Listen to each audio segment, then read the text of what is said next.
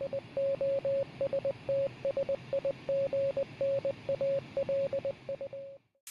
Lost Signals attended the Mid-Atlantic Popular and American Culture Association's 20th Annual Conference, otherwise known as MAPACA 2017. Jonathan Manzer, Christopher Morgan, Stephen Ormosi, and Scott Thurlow all gave presentations at the conference.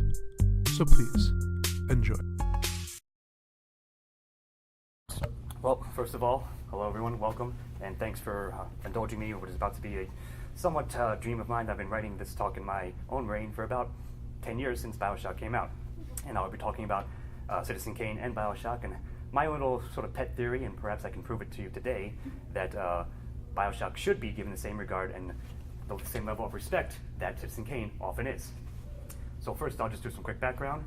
Citizen Kane was released in 1941 originally, making it just over 75 years old today, or this year. Bioshock debuted in 2007, making this year its 10th year anniversary, so sort of works out that I'm doing this talk today. So, I'll get into it real quickly, that you'll shortly see the examples, parallels, and reasons that I think, right now, Bioshock should be considered the Citizen Kane of video games, and that I'll focus on two characters, Charles Foster Kane and Andrew Ryan from Bioshock, and showing how they are almost identical archetypes of each other. But first, I'd just like to show you a couple of images, aesthetic and design elements that Kane and Bioshock share regarding the visual presentations of two of their settings, Xanadu and Rapture. They're impressive castles and mansions. They're depicted from imposing angles, and they're intended to appear otherworldly and grandiose, sort of invoking the famous Ozymandias poem, "Look upon my works and despair." And I'm also going to quickly, when it gets around to it, point out the resemblance of Orson Welles as Charles Foster Kane to the game model of Andrew Ryan, voiced by Armin Shimmerman. I gotta give him credit. That it may seem incidental here on the surface, but I think it is no accident that they are so similar alike. As you just saw, they're rocking a banging suit, they've got their pipe, and perfectly coiffed hair with a nice well-kept mustache. They're pretty similar. I think that's on purpose. I argue for it. And so next, I'm going to talk about some narrative elements and techniques that both works employ to various degrees. First of all, each overall story in both Bioshock and Citizen Kane, and pertaining to the two characters specifically, is dispensed mainly through secondary sources, right? So in Kane, we famously start with his final words and then sort of work backwards as a somewhat detached reporter named Jerry Thompson goes through interviews to piece together Kane's life from those who worked with, loved, hated, and married Kane. We also treated two magnificent speeches from Kane himself, specifically during the time of his political ambitions, and were shown facets of his public and private lifestyle. And I got a little upon this campaign with one purpose only: to point out and make public the dishonesty, the downright villainy of boss Jim W. Geddes' political machine, now in complete control of the government of this state. I made no campaign promises, because until a few weeks ago, I had no hope of being elected. Now, however, I am something more than a hope. Jim Geddes has something less than a chance. I think I should remind you of a fact that you seem to have forgotten. Yes. That you are yourself one of the largest individual stockholders in the public transit company. The trouble is you don't realize you're talking to two people. As Charles Foster Kane, who owns 82,364 shares of public transit preferred, you see, I do have a general idea of my holdings. I sympathize with you. Charles Foster Kane is a scoundrel. His paper should be run out of town. A committee should be formed to boycott him. You may, if you can form such a committee, put me down for a contribution of $1,000. My time. On the other hand, I am the publisher of the Inquirer. As such, it's my duty, and I'll let you in on a little secret. It's also my pleasure to see to it that decent, hard-working people in this community aren't robbed blind by a pack of money-mad pirates just because they haven't anybody to look after their interests. I'll let you in on another little secret, Mr. Thatcher. I think I'm the man to do it, you see. I have money and property. I don't look after the interests of the underprivileged. Maybe somebody else will. Maybe somebody without any money or property. So similarly, in Bioshock's case, our faceless and silent avatar encounters Andrew Ryan for the most part in a detached manner, We see and hear him from afar, on screens and effigies and statues. His voice booms out over the omnipresent intercoms of his grand ocean floor city. We stumble upon audio diaries of his musings, which offer us further glimpses into his thoughts, ideas, personal philosophy, all of which form the basis of our initial impressions of him. And there's some of that. Go. I hope. To build a city at the bottom of the sea insanity. But where else could we be free from the clutching hand of the parasites?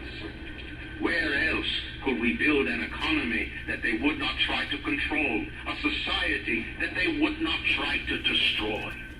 It was not impossible to build rapture at the bottom of the sea. It was impossible to build it anywhere else. What is the difference between a man and a parasite? A man builds, a parasite asks, where is my share? A man creates, a parasite says, what will the neighbors think? A man invents, a parasite says, watch out, or you might tread on the toes of God. So it's not until the climax of Act 2 in Bioshock that we have a direct confrontation with Andrew Ryan, flesh to flesh and blood to blood, where we're treated to another grandiose speech about how we, as the player, are quote-unquote a man and not or a slave and not a man.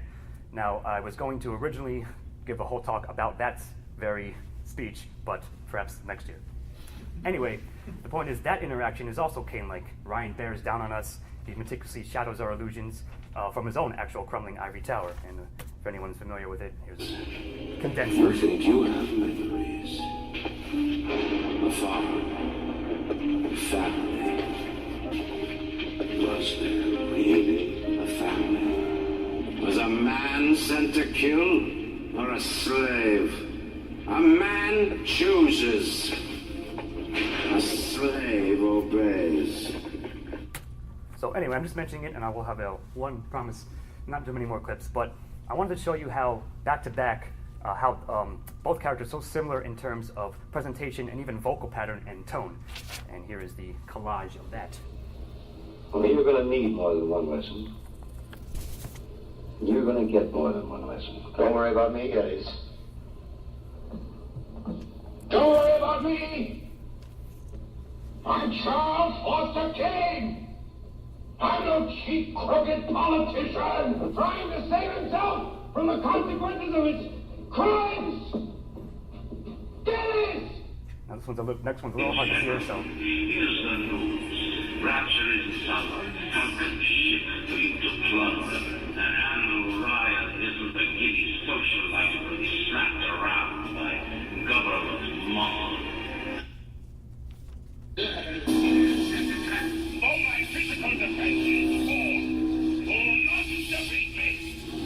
My passion was in steel and fire, but in my intellect and will. Andrew Ryan offers you nothing but ashes. So hopefully you can see the similarity there, and I'm not just making it up. But either way, in both works, the protagonists are essentially viewer and player surrogates, right? While in Kane, Thompson isn't mute, he is essentially the window into the world surrounding Kane's life and the description of events that the film slowly fleshes out through the interviews and so forth that I mentioned earlier. And that holds true in Bioshock as well, as we learn from the audio logs that we just stumble upon, filling out his life backstory, complicated relationships and ambitions, and both works generally rely upon a sort of loose, unreliable narrative structure of bits and pieces cobbled together to create a much larger picture. And just one more sample. You're a reporter. You want to know what I think about Charlie Kane. Well, I suppose he had some private sort of greatness, but he kept it to himself. He never gave himself away. He never gave anything away. He just left your tip. He had a generous mind. I don't suppose anybody ever had so many opinions. But he never believed in anything except Charlie Kane. He never had a conviction except Charlie Kane in his life. I suppose he died without one. It's been pretty unpleasant. All right, so now I'm going to go into a little bit more in-depth character comparison between Kane and Ryan. And firstly, perhaps most obviously, if anyone's familiar, Kane was based upon, of course, William Randolph Hearst, although not basically a fictionalized, distorted version of him. And Andrew Ryan also, perhaps obviously, but perhaps not, his name isn't quite an anagram, but it's very close to Ayn Rand. And of course, he shares much of her real-life objectivist philosophy, and here's a bit of that. I believe in no God, no invisible man in the sky. But there is something more powerful than each of us, a combination of our efforts, a great chain of industry that unites us.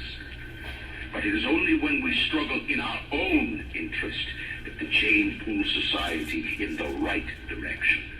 The chain is too powerful and too mysterious for any government to guide. Any man who tells you different either has his hand in your pocket or a pistol to your neck. So, in either case, they are both very public and recognizable personas who rejected their contemporary societal norms. They styled themselves above others, who they seem to merely tolerate for the most part at best, while purporting their own supposed superiority due to their respective and huge egos. And here's the final collage of what I mean there. You don't care about anything except you. You just want to persuade people that you love them so much that they ought to love you back. Only you want love on your own terms. It's something to be played your way according to your rules. That's the way they want it. The people have made that choice. It's obvious the people prefer Jim Geddes to me. You talk about the people as though you own them. So they belong to you. Goodness. As long as I can remember, you've talked about giving the people their rights. As if you could make them a present of liberty. As a reward for services rendered. Jed, remember the working man? Contest it, can't you? Andrew Ryan. A worm looks up and sees the face of God. But look around. It's a regular convention of worms in here. What makes you think you're any different? And also, another sort of quick aspect of both of them is that they took on lovers that were, if not taboo, then scandalous to their contemporary cultural climates. For example, Kane has a younger mistress in Susan Alexander, who is a rather untalented opera singer, and Ryan has an affair with an exotic dancer named Jasmine Jolene, and they also, hopefully you can see, and there it is, and Jasmine's coming up, you can see somewhat more of a bit of a passing resemblance between the two. So, both of Kane and Ryan proclaim to be self-made men, but further investigation reveals this is not quite the case, as each of them either fell into their wealth or inherited it. They did not actually earn it from the sweat of their own brow, so to speak. They claim to have always gagged on a silver spoon, but that spoon was in some fashion handed to them. They claimed also to detest those who had not earned, as Ryan dubs the parasites, and how Kane viewed his former guardian and financial caretaker, Walter Thatcher, yet, hypocritically, they both fell into this very same category. And finally, there's a fairly famous twist or reveal, spoiler for either of them that you may be familiar with, where we eventually discover what Rosebud really meant to Kane and who Ryan really was in relation to our player Avatar. As I said, ironically, the two were in a strong sense slaves to their own self-image, boasting of being so above the masses and their peers that they could in fact do nothing but continue to struggle to remain in that spot, even as they began to lose their own wealth, fame, and influence. Their downward spiral is not thought of such in their own minds, as they were mostly blind to it, and perhaps it's not until the very end of their lives that they realize it, and even then, it's a bit questionable whether they actually did or continued to defy it even unto the last. So, Citizen Kane is often cited as the greatest American film, and is in fact number one on the AFI, the American Film Institute, currently and has been for like 20 years, however long it's been. But it did change how the medium of film was used and viewed broadly in its aftermath. It was able to convey a meaningful story in a similarly dramatically engaging way, and as pertaining to the prevailing cultural zeitgeist of the day, it established a lasting legacy and enduring presence that many successors would go on to use, emulate, homage, or just rip off. Bioshock, since its release, has also showed up in various best game lists, and it clearly left a mark in the video game sphere. It utilized many of the same aspects and presentation techniques that Kane did, and because of that and everything I just said and all the examples, that all my evidence to show that what I just said about Citizen Kane can and should equally be applied to Bioshock, and hopefully I've made an okay or convincing case for indeed putting them on the same pedestal. So I will just end off with a shameless plug for my own pop culture podcast, The Lost Signals. Grab a card if you would like. Check us out on various avenues, iTunes, YouTube, etc., to hear more of this possible over-analysis of video games and literature and philosophy and more. And just thanks again, and I would only ask now, would you kindly enjoy the rest of the talks?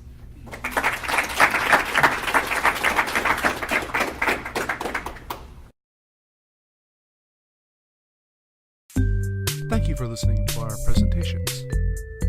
Editing and engineering by the author of the presentation. Music by Christopher Morgan. For more information about the conference, go to mapaca.net. That's MAPACA.net.